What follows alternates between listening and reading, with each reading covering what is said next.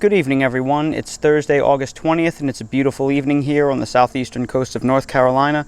And in front of me, in this orange Home Depot bucket, I have a brand new fig for this year called Negra de Agde. And these were cuttings that I bought back in either December or January, and I successfully rooted them, and I have a new fig tree in front of me that is only in its infancy, but it has produced a fair number of figs. And here you can see just how vigorous the tree is. It must already be about 6 feet tall or so, and it is just loaded up with figs.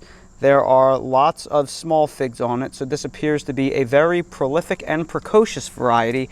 And I have a few figs on here that have ripened, and I have picked a few off this tree that have ripened early in the rain.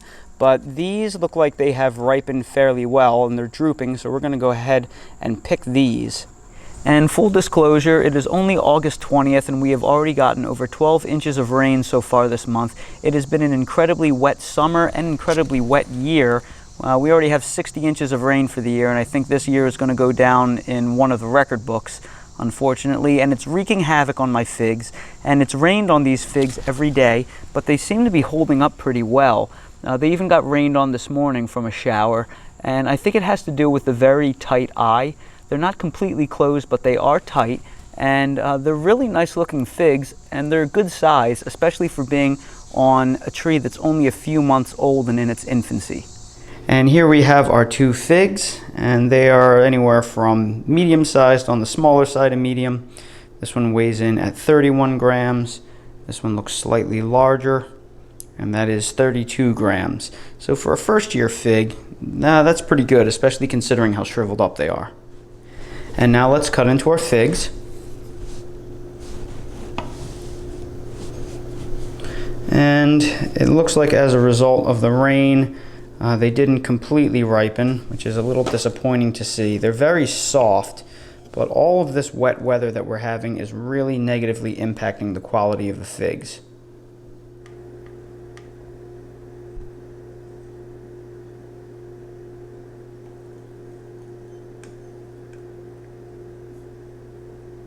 I will say that these are not the first Negra de Agde figs that I've ripened, and none of them have ripened all the way through for me so far. They have this very white layer of inflorescences that didn't fully form. But nonetheless, I'm still going to give this a try. And it's very good. Despite it not being ripened all the way through, this is a very sweet berry fig. Yeah, I would say this fig is significantly above average when it comes to sweetness. I'm going to give this other one a try. Oh,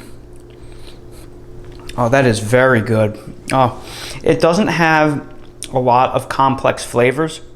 This tastes a lot like a sugar fig, really.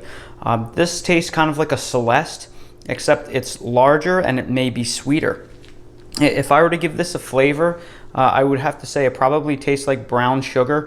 It may have a very light hint of some kind of berry in the back, maybe a very faint flavor of a raspberry.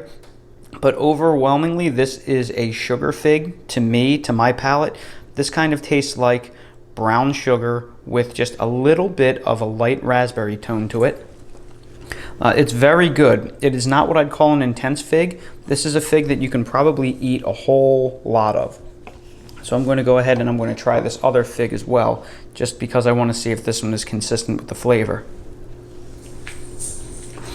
And despite its look and it not being completely ripe, at least I don't think it is, it's still very good. It's above average sweetness for sure, anywhere from moderately to very sweet. Again, with that mix of a brown sugar / raspberry flavor. But as usual, that's just my opinion. We have to get Dale, the official taste tester's opinion, and he is looking at my cutting board right now because he sees that there are figs on the cutting board. So he's been very, very good. Dale, can you give us a shake? Good. Dale, can you show us down? Down. Down. All the way. Come on. Down. Very good, Dale. What do you think, buddy? How do you like it? He likes it. Dale is a big fan of sweet things, and that's great because he is a sweet pup.